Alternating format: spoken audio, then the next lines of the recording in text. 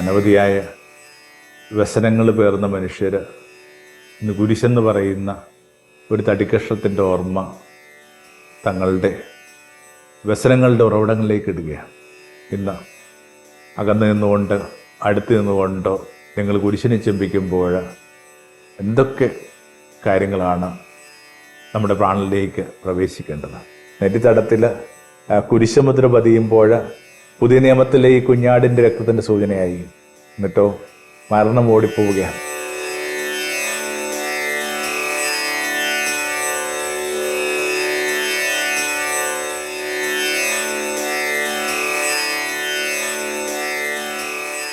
ഗുരുകരണത്തിലേക്ക് സ്നേഹവന്ദനം. ദുഃഖവെള്ളിയാണ്. പള്ളിയിലെ കർമ്മങ്ങളൊക്കെ ഇതിനകം അവസാനിച്ചിട്ടുണ്ടാവും. മിക്കവാറും ഒരു കുരിശുമ്പനത്തിലാണ് ഈ ദിവസത്തെ കാര്യങ്ങൾ അതിൻ്റെ പരിസമാപ്തിയിലെത്തുക. കുരിശിലോട്ട് നമ്മളിങ്ങനെ അത്രയും ശ്രദ്ധിക്കുന്ന, ഏകാഗ്രമാകുന്ന ഒരു ദിവസമായത്. അവൻ്റെ വ്യസനങ്ങളിലേക്ക് ഉറ്റുനോക്കുമ്പോൾ മനുഷ്യർക്ക് ലഭിക്കുന്ന ഒരു സമാധാനമുണ്ട്. മാറായിലെ കയ്പുനീരിൻ്റെ കഥയൊക്കെ അതാണ്. ദാഹിക്കുന്ന മനുഷ്യ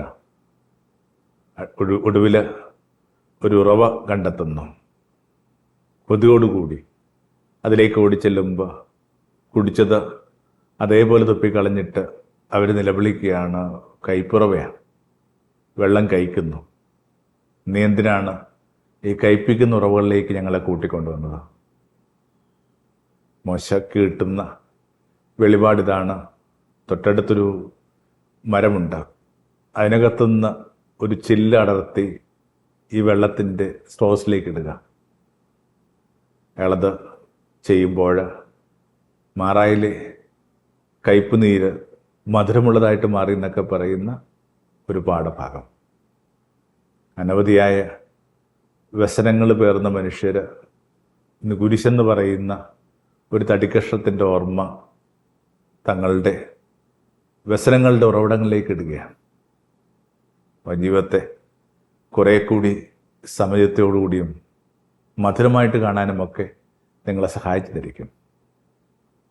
ദുഃഖവെള്ളി മാത്രം പള്ളിയിൽ പോകുന്നവരെന്നൊക്കെ ഒരു ആരോപണം ഈ ചെറിയ പ്രായത്തിൽ ഈ പുൾപിറ്റുകളിൽ നിന്നൊക്കെ ഈ വൈദികരൊക്കെ പറഞ്ഞു കേട്ടിട്ടുണ്ട്. അത്രയും ചെറിയ പ്രായമായിട്ട് പോലും നമുക്കതിനകത്ത് എന്താണ് കുഴപ്പമെന്ന് പിടുത്തം കിട്ടുന്നില്ല. ഒരു ദിവസം നമ്മൾ അവനുമായിട്ട് റിലേറ്റ് ചെയ്യുന്ന, കണക്ട് ചെയ്യുന്ന ദുഃഖവെള്ളിയായ. എനിക്കൊരു അമ്മായി ഉണ്ടായിരുന്നു. അമ്മായി പള്ളിയിൽ പോകുന്ന ഒരു സ്ത്രീ ആയിരുന്നില്ല. നമ്മുടെ പുതിയ കാലത്തിൻ്റെ ഭാഷയിൽ എത്തീസ്റ്റ് ആയിരുന്നു. പള്ളിക്ക് പോകുന്നില്ല, കുടുംബ പ്രാർത്ഥന ചൊല്ലത്തില്ല. നമ്മൾ പ്രാർത്ഥന കഴിഞ്ഞിട്ട് സ്തുതിയെല്ലാനായിട്ട് ചെല്ലുമ്പോഴേക്കും മായി കൃത്യമായിട്ട് മുഖം വെട്ടിച്ചിരിക്കും. എന്നിട്ടും ഇതുപോലത്തെ ഈ ദുഃഖവെള്ളിയിൽ മായി വെളുപ്പിനെ പള്ളിയിൽ പോകും. അന്തിയിൽ ഈ കബറടക്കം എന്നൊക്കെ പറയുന്ന ഒരു രീതിയുണ്ട്. അതുവരെ ഏതെങ്കിലും ഒരു തൂണിലിങ്ങനെ ചാരി ആ പള്ളിയിലെ യേശുവിൻ്റെ മരിച്ചു കിടക്കുന്ന യേശുവിൻ്റെ രൂപമുണ്ട്, പാസ്ക് രൂപമുണ്ട്, പൂങ്കാവള്ളി. അതിലേക്ക് ഇങ്ങനെ ഉറ്റുനോക്കും.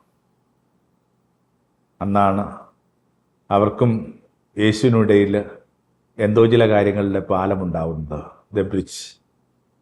കാരണം അത്രയും ദുഃഖങ്ങൾ ഈ അമ്മായിയുടെ ജീവിതത്തിൻ്റെ പൊക്കണത്തിലുണ്ട്. 2 കല്യാണം കഴിച്ചു, 2 പുരുഷന്മാരും മരിച്ചുപോയി. ഒരു മകളുണ്ടായിരുന്നു. മകളവളുടെ യൗവനത്തിൽ കടന്നുപോയി.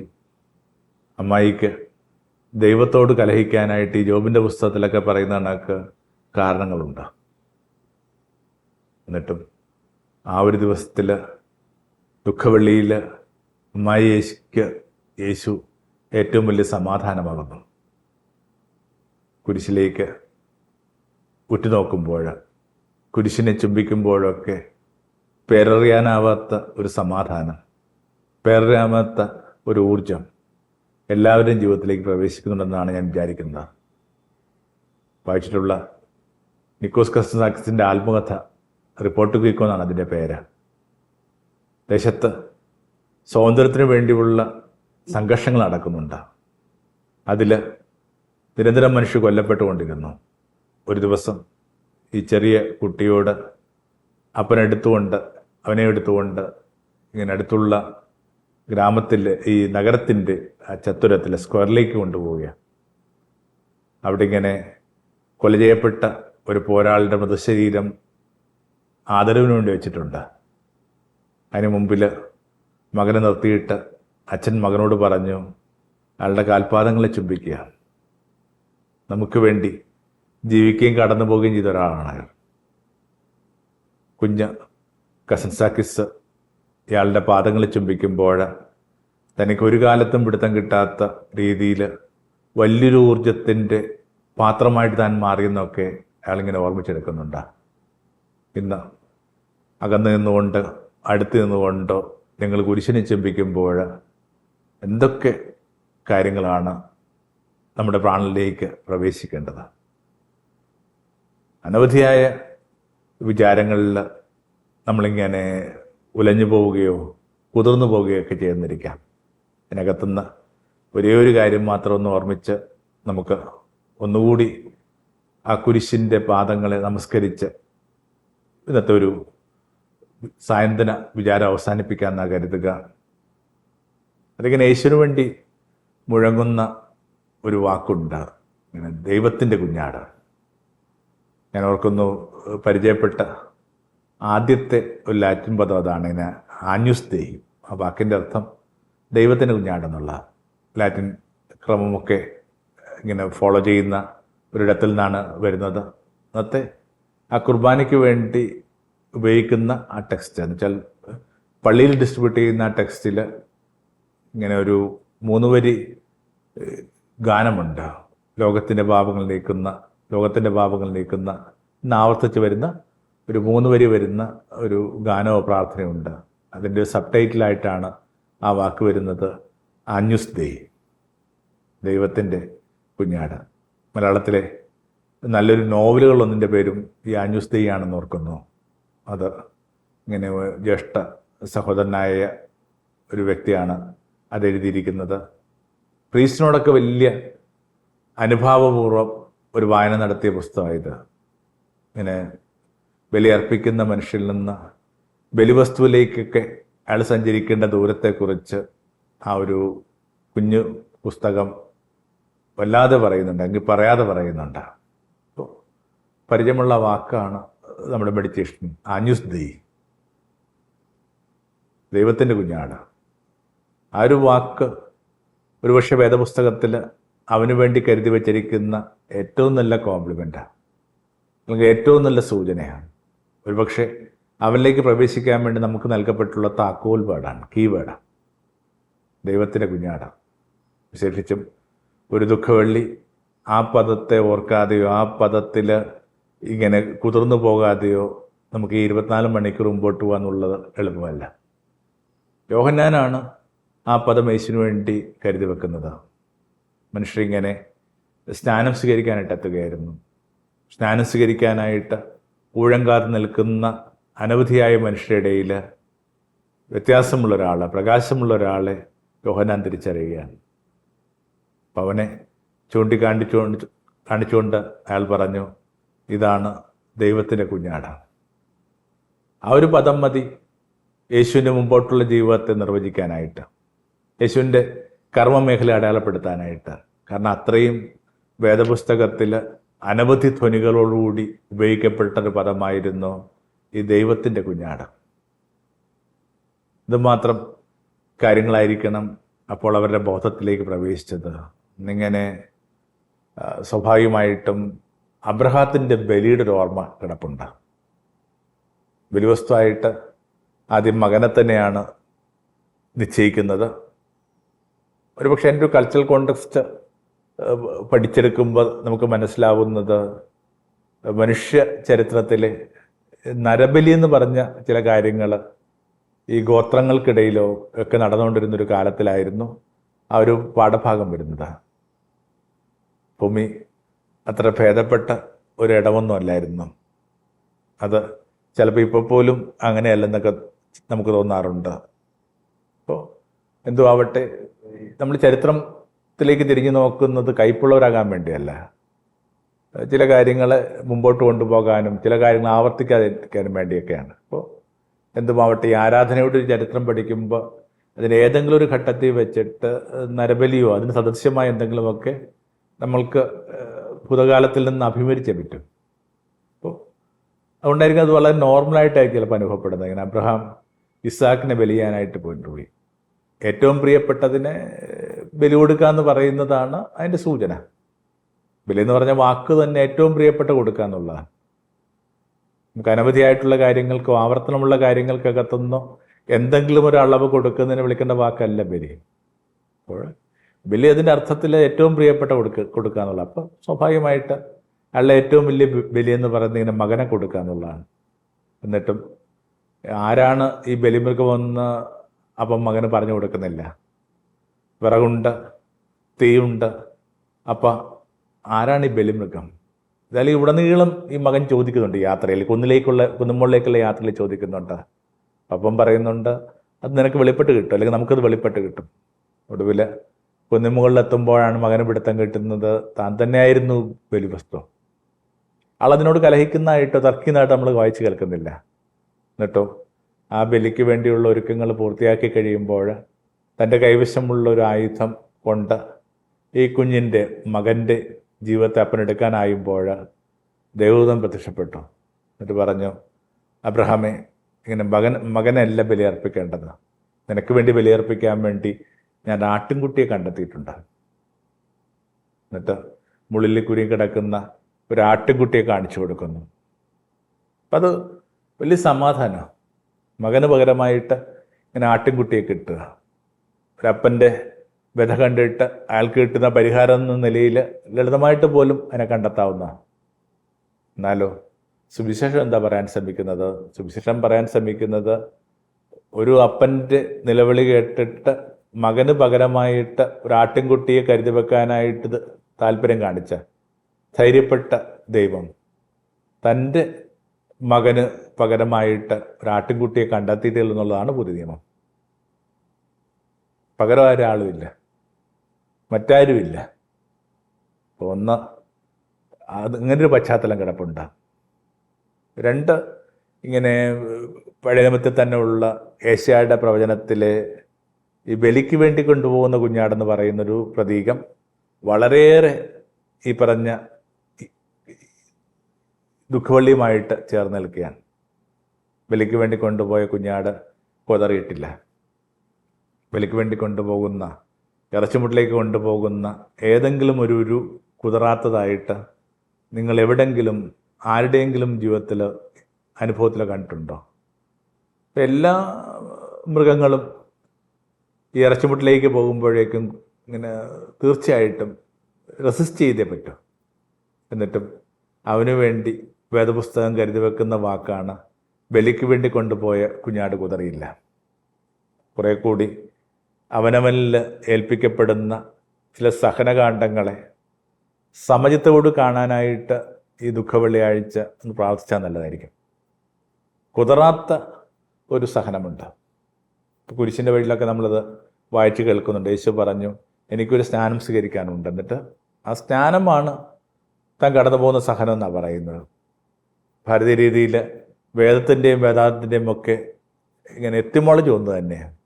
വേദനയോളം ശക്തമായൊരു വേദം വേറെയില്ല. ഇപ്പം പെയിന് എന്തോ ചില കാര്യങ്ങൾ നിങ്ങളോട് മന്ത്രിക്കാനുണ്ട്. ജീവിതത്തിന് അനവധിയായ കാര്യങ്ങൾ നിങ്ങളോട് മന്ത്രിക്കാനുണ്ട്. നമ്മൾ കേൾക്കാൻ പറ്റുന്ന മനോഭാവമുള്ളവരാണോ ഇല്ലെന്നുള്ളതാണ് പ്രശ്നം. യേശു ഈ കുരിശിലൊക്കെ കിടക്കുമ്പോൾ നമുക്കൊരു സങ്കല്പമുണ്ട്, ഇങ്ങനെ കുന്നിൻമുകളിലാണ് അവിടുത്തെ അവരിങ്ങനെ തറച്ചത്. അതുകൊണ്ടായിരിക്കും ഈ ഹോളി ലാൻഡിലൊക്കെ പോകുന്ന യാത്രക്കാർ തങ്ങൾ സങ്കല്പിച്ച ഉയരത്തിൻ്റെ ഒരു 100 പോലും ഈ ഗാഗുൽത്തിക്കില്ലെന്നൊക്കെ കണ്ടിട്ട് ഇങ്ങനെ കുറച്ചൊന്ന് കുഴയുന്നതായിട്ടൊക്കെ നമ്മൾ വായിച്ചിട്ടുണ്ട്. പക്ഷേ അതൊരു രീതിയാണ്. റോമൻസ് ഈ കൊണ്ടുവരുന്ന കഴിമരം, ആ കഴിമരത്തിനകത്ത് ഏറ്റുന്നവരെ ഈ മനുഷ്യർക്ക് കാണാൻ പറ്റുന്ന അകലത്തിലും ഉയരത്തിലുമാണ് അവരെ ചെയ്യുന്നത്. ഇങ്ങനെ ഒരു ഐ കോണ്ടാക്റ്റ് ആവശ്യമുണ്ട്. കാരണം ഈ വഴിയിലൂടെ പോകുന്ന മനുഷ്യരോട് ഈ മനുഷ്യൻ, ഈ കുരിശിലെറിയപ്പെട്ട മനുഷ്യന് എന്തോ പറയാനുണ്ട്. അപ്പം ജീവിതം നിങ്ങളോട് സംസാരിക്കാൻ ആഗ്രഹിക്കുന്ന കാര്യങ്ങളെ ഒന്ന് ശ്രദ്ധിച്ചാൽ നല്ലതായിരിക്കും. അതിനകത്തൊരു പ്രധാനപ്പെട്ട വിചാരം എന്ന് പറയുന്നത് ഇങ്ങനെ തർക്കമില്ലാതെ സഹിക്കാൻ പറ്റുക എന്നുള്ള, ഈ കുതിറാത്ത സഹനം എന്നുള്ള. നമ്മളിതിനു മുമ്പൊക്കെ എന്താണ് ഈ കുതിറാത്ത സഹനമെന്നും അതിൻ്റെ ടെക്സ്റ്റ് ഇങ്ങനെ ഗിരിപ്രഭാഷണം ഒക്കെ എടുത്ത് കണ്ടിട്ടുണ്ട്. ഇന്ന് അത്തരമൊരു വിശദീകരണം പോലും ആവശ്യമില്ലാത്ത വിധത്തിൽ 19 ദിവസങ്ങൾക്കടുത്ത് ഇങ്ങനെ യേശുവിൽ ഏകാഗ്രമായിട്ട് ജീവിച്ച് നമ്മളൊരു ദുഃഖോളിലോട്ട് എത്തുകയാണ്. അതുകൊണ്ട് ആ വിശദീകരണങ്ങളൊക്കെ അതിനകത്ത് ആവശ്യമില്ല. കുറച്ചുകൂടി ഈ കുതിറാത്തൊരു സഹനം സാധ്യമാണോ ഇല്ലയോ എന്നുള്ളതാണ് ഈ പറഞ്ഞ രണ്ടാമത്തെ വേദപുസ്തകത്തിലെ കുഞ്ഞാടിൻ്റെയൊക്കെ ഒരു സൂചന. ബലിക്ക് വേണ്ടി കൊണ്ടുപോയ കുഞ്ഞാട് കുതറിയില്ല. ഓർത്ത് നോക്കിക്കേ, ഈ ദുഃഖവെള്ളിയിൽ യേശു ദൈവമകനാണെന്ന് ലോകത്തോട് ഉറക്കെ വിളിച്ച് പറഞ്ഞത് ആരായിരുന്നു? അതവൻ്റെ ശിഷ്യന്മാരൊന്നുമല്ല. യേശു ദൈവമകനാണെന്ന് ലോകത്തോട് ഏറ്റവും ഭംഗിയായിട്ട്, ഏറ്റവും ശക്തമായിട്ട് പറഞ്ഞത് അവനെ കൊന്ന മനുഷ്യനാണ്, ശതാധിപനാണ്. നമ്മൾ കുരിശിൻ്റെ പേരിലൊക്കെ അത് വായിച്ച് കേൾക്കും. ശതാധിപൻ നെഞ്ചത്ത്, സെഞ്ചൂറിയൻ എന്ന് പറയുന്നത്, എനിക്ക് തോന്നുന്നു 100 പട്ടാളക്കാരുടെ ഇൻചാർജ് ആയിട്ടുള്ള മനുഷ്യനാണ്. അല്ലെങ്കിൽ നെഞ്ചത്തടിച്ച് കരഞ്ഞു പറഞ്ഞത് എന്താണ്? സത്യമായിട്ട് ഇവൻ ദൈവമകനാണ്. യഹൂദർ മനസ്സിലാക്കുന്ന കണക്കുള്ള ഒരു മിശിഹാ സങ്കല്പത്തിലൊന്നും ആയിരിക്കത്തില്ല ഈ മനുഷ്യൻ സംസാരിക്കുന്നത്. അയാൾ വേറൊരു കൾച്ചർ എന്നാണ്, റോമൻ എന്ന് പറയുന്ന ഒരു സംസ്കാരത്തിലാണ്. പക്ഷെ എന്നിട്ട് പോലും ഇയാൾ സത്യമായിട്ടും ദൈവമകനാണെന്ന് അയാൾ പറയിപ്പിച്ച ആ ഒരു പശ്ചാത്തലം എന്താ? അയാൾ അനവധിയായ മനുഷ്യരെ കുരിശിലേറ്റിയിട്ടുള്ള മനുഷ്യനാണ്. ഈ കുരിശാരോഹണത്തിന് വേണ്ടി ഇങ്ങനെ ഉത്തരവാദിത്തമുള്ള മനുഷ്യനാണ്. അയാളുടെ ഇന്നോളമുള്ള ജീവിതത്തിൽ ഇങ്ങനെ സഹനത്തെ സ്നാനമാക്കി മാറ്റുന്ന, ഈ കുതിറാത്ത സഹനം സഹിക്കുന്ന മനുഷ്യരെ കണ്ടിട്ടില്ല. അപ്പം അതുകൊണ്ട് അയാൾ മനുഷ്യർക്കിണങ്ങിയതല്ല, ദൈവത്തിനിണങ്ങിയ ഒരു മനുഷ്യനാണെന്ന് പറയാൻ വേണ്ടി ആവണം അയാളിങ്ങനെ കുന്നിമുകളിൽ നിന്ന് ഇങ്ങനെ ഇത് വിളിച്ച് പറയുന്നത്. സത്യമായിട്ട് ഇവൻ ദൈവമകനാണ്. കാരണം ഏകദേശം ഒരു 9 മണി തൊട്ട് ഉച്ചയ്ക്ക് 3 മണി വരെയുള്ള ഒരു സമയത്ത് യേശുവിനെ ഇയാൾ നിരീക്ഷിക്കുകയായിരുന്നു. ഇതുപോലെ ഒരാളും തൻ്റെ സഹനത്തിൻ്റെ പാനപാത്രത്തെ ഇത്ര കുലീനമായിട്ട്, ഇത്ര ഡിച്ചാറ്റായിട്ട് എടുത്തിട്ടില്ല. അപ്പോൾ അയാളുടെ ഉള്ളിൽ മന്ത്രിക്കാൻ തുടങ്ങി. ഇതൊരു ഡിഫറൻ്റ് ആയിട്ടുള്ള ജനുസാണ്. യേശു പറഞ്ഞിട്ടില്ലേ, നിങ്ങൾ രഹസ്യത്തിൽ മന്ത്രിക്കുന്നതൊക്കെ പുരമുകളിൽ നിന്ന് വിളിച്ചു പറയും. ഈ കുന്നെന്നൊക്കെ പറയുന്നത് ദേശത്തിൻ്റെ പുരമുകളാണ്. ആ ദേശത്തിൻ്റെ പുരമുകളിൽ നിന്ന് ആൾ വിളിച്ചു പറയുകയാണ്, സത്യമായിട്ടും ഇവൻ ദൈവമകനാണ്. അപ്പോൾ രണ്ടതാണ്. ഈ ബലിക്ക് വേണ്ടി കൊണ്ടുപോയ കുഞ്ഞാട് കുതറിയില്ല. മൂന്നാമതായിട്ട് ഈ സൂചന പോകുന്നത് പുറപ്പാടിൻ്റെ പുസ്തകത്തിലെ കുഞ്ഞാടിൻ്റെ രക്തം. ഇങ്ങനെ ഓരോരോ വ്യാധികളിലൂടെ, ഓരോരോ ശിക്ഷയിലൂടെ ദേശം കടന്നു പോവുകയാണ്. ഒടുവിലത്തത് ഈ മരണം വന്ന് പതിക്കാൻ പോവുകയാണ്. ഇങ്ങനെ ഏകജാതന് സംഭവിക്കുന്ന മരണം എന്നൊരു ഭയം അന്തരീക്ഷത്തിൽ നിൽപ്പുണ്ട്. അപ്പം അതിന് പരിഹാരമായിട്ട് പറയുന്നത് ഇങ്ങനെ കട്ടിളപ്പടിയിൽ അവരൊരുമിച്ച് പ്രാർത്ഥിച്ച് അത്താഴമുണ്ടിട്ട് ഇങ്ങനെ വിഭജിച്ചെടുക്കുന്ന ആ കുഞ്ഞാടിൻ്റെ രക്തം തളിക്കുക എന്നുള്ളതാണ്. ഡോർ പോസ്റ്റിൽ ഒരു കുഞ്ഞാടിൻ്റെ മുദ്ര ഉണ്ടാവുക എന്നുള്ളതാണ്. അപ്പം കുഞ്ഞാടിൻ്റെ മുദ്ര കണ്ടു കഴിഞ്ഞാൽ മരണം ഓരോരോ വാതിലിന് മുമ്പിൽ വന്ന് ഇങ്ങനെ തള്ളി തുറന്ന് വരുമെന്ന് നമ്മൾ കരുതുന്ന മരണം ഇത് കണ്ടാൽ മടങ്ങിപ്പോകുന്ന പറയുന്നത്. ആ മൂന്നാമത്തെ കുഞ്ഞാടിൻ്റെ സൂചന അത് തന്നെയാണ്. നിങ്ങൾ അവൻ്റെ കുരിശടയാളം നിങ്ങളുടെ നെറ്റിത്തടത്തിൽ ഇങ്ങനെ ചേർത്ത് വരയ്ക്കുകയാണെങ്കിൽ നിങ്ങളിൽ നിന്ന് ഈ മരണം അകന്നു പോകും. അനവധിയായ മരണങ്ങളുണ്ട് മനുഷ്യർക്ക്, അനവധിയായ ജന്മങ്ങളുണ്ടെന്ന് പറയുന്നതാണ്. അല്ലെങ്കിൽ അതിനേക്കാൾ കൂടുതൽ മരണങ്ങളുണ്ട്. അപ്പോൾ എന്തൊരു ജീവിതം നിശ്ചലമാകുന്ന അവസ്ഥയ്ക്കകത്തും ഇങ്ങനെ നെറ്റിയിലൊരു അടയാളം വരക്കുന്നതിൻ്റെ ഓർമ്മ കൂടിയാണ് ഈ മൂന്നാമത്തെ ഒരു സൂചന. ശരീരത്തെ നമ്മളൊരു മുറിയായിട്ടോ കെട്ടിടമായിട്ടോ പരിഗണിക്കുകയാണെങ്കിൽ അതിൻ്റെ കട്ടളപ്പടി എന്ന് പറയുന്നത് നെറ്റിത്തടം. നെറ്റിത്തടത്തിൽ കുരിശുമുദ്ര പതിയുമ്പോൾ പുതിയ നിയമത്തിലെ ഈ കുഞ്ഞാടിൻ്റെ രക്തത്തിൻ്റെ സൂചനയായി. എന്നിട്ടോ മരണം ഓടിപ്പോവുകയാണ്, മരണം അകന്നു പോവുകയാണ്. മൂന്നാമത്തെ ഒരു സൂചന അതാണ്. നാലാമതായിട്ട് ഈ സ്കേപ്പ് ഗോട്ട് എന്നൊക്കെ പറയുന്നൊരു സംഭവമുണ്ട്. അത് നമ്മളിങ്ങനെ പഴയ നിയമത്തോടെടുത്ത് വായിക്കുന്നുണ്ട്. വേദപണ്ഡിതന്മാരിൽ പലരും ആ ആശയത്തോട് അത്ര യോജിക്കുന്നൊന്നുമില്ല. യേശുവിനും ആ പറഞ്ഞ അടയാളത്തിനും ഇടയിലായിട്ട് ഈ പാരലായിട്ടൊന്നുമില്ലെന്നൊക്കെ വിചാരിക്കുന്നവരുണ്ട്. പക്ഷെ എന്നാലും ഒരു മെഡിറ്റേഷൻ ഇൻഫർമേഷൻ്റെയൊക്കെ ഭാഗമായിട്ട് അങ്ങനെയും ഒരു കാര്യം പ്രസക്തമാകുന്നുണ്ട്. ദേശത്തിൻ്റെ പാർക്കുന്ന മനുഷ്യർക്ക് ഇങ്ങനെ പാപമുണ്ട്. അവരാ പാപം മുഴുവൻ ഒരു സാധു മൃഗത്തിലോട്ട് ഇങ്ങനെ ആരോപിക്കുകയാണ്. അതാണ് ഈ സ്കേപ്പ് ഗോട്ട് എന്ന് പറയുന്നത്. എന്നിട്ട് അതിനിങ്ങനെ മരുഭൂമിയിലോട്ട് വിട്ടുകളയും. ഓരോ തരം കഠിനമായ ഭൂപ്രകൃതിയിലൂടെയും കഠിനമായ ഋതുക്കളിലൂടെയൊക്കെ കടന്നു പോയിട്ട് മിക്കവാറും അതിങ്ങനെ കൊല്ലപ്പെടും. അതുകൊണ്ട് ഒരിക്കലും ഗ്രാമത്തിലോട്ടോ നഗരത്തിലോട്ടോ വരത്തില്ല. അപ്പം യേശുവിൻ്റെ ഒരു വിധിയിൽ, ഈ നിർമ്മലനായ ഒരു മനുഷ്യൻ എന്നുള്ള വിധിയിൽ ഈ സ്കേപ്പ് ഗോട്ട് എന്ന് പറഞ്ഞ സങ്കല്പം ചേർത്ത് വായിക്കുന്ന മനുഷ്യമുണ്ട്. അഞ്ചാമതായിട്ട് ഇതിങ്ങനെ വെളിപാടിൻ്റെ പുസ്തകത്തിൽ നമ്മൾ വായിക്കും. അതിനകത്ത് ഈ കൊല്ലപ്പെട്ട കുഞ്ഞാടിന് വേണ്ടിയുള്ള മഹത്വവും ആരാധനയും പ്രാർത്ഥനയുമൊക്കെ മുഴങ്ങുന്നുണ്ട്. എല്ലാ സ്തുതിക്കും, എല്ലാ പുകഴ്ചയ്ക്കും, എല്ലാ ആരാധനയ്ക്കും യോഗ്യനായവനെ, നീ ഞങ്ങളിൽ ചൊരിഞ്ഞ ആ സ്നേഹത്തിന് ഞങ്ങൾ വലിയ വില കൊടുക്കേണ്ടതായിട്ടുണ്ട്. ഇങ്ങനെ ഡാമിൽ വീണ ഒരു കുട്ടിയെ പണ്ടൊരാൾ രക്ഷിക്കുന്ന കണക്കാണ്. കുട്ടി നന്ദി പറയാനൊക്കെ ആയിട്ട് ചില കാര്യങ്ങളൊന്ന് ഒരുങ്ങി തുടങ്ങുമ്പോഴേക്കും അയാൾ കുട്ടിയുടെ അടുത്ത് പറഞ്ഞു, എനിക്ക് തൽക്കാലം ഈ നന്ദിയുടെ ഒരു ആവശ്യം വരുന്നില്ല, പക്ഷേ നീ ഒരു കാര്യം മനസ്സിലാക്കണം, രക്ഷിക്കപ്പെടാൻ മാത്രം മഹത്വമുണ്ടായിരുന്നു എൻ്റെ ജീവിതത്തിനെന്ന് നീ ജീവിതം കൊണ്ട് തെളിയിക്കണം. You should prove your self worthy rescued. ഞാനിങ്ങനെ ഒന്ന് അതിൻ്റെ ഒരു ഫാക്റ്റ് ചെക്ക് ചെയ്തിട്ടുണ്ട്. ഹിറ്റ്ലറെക്കുറിച്ച് പറയുന്നത്, ഹിറ്റ്ലർ ഒരിക്കൽ ഇങ്ങനെ കുട്ടിക്കാലത്ത് നദിയിൽ പെട്ടുപോയി. എന്നൊരു ചെറുപ്പക്കാരൻ ഇയാളെ രക്ഷിക്കുന്നുണ്ട്. അയാൾ പിന്നീട് ഒരു പുരോഹിതനൊക്കെ ആയിട്ട് മാറുന്നുണ്ട്.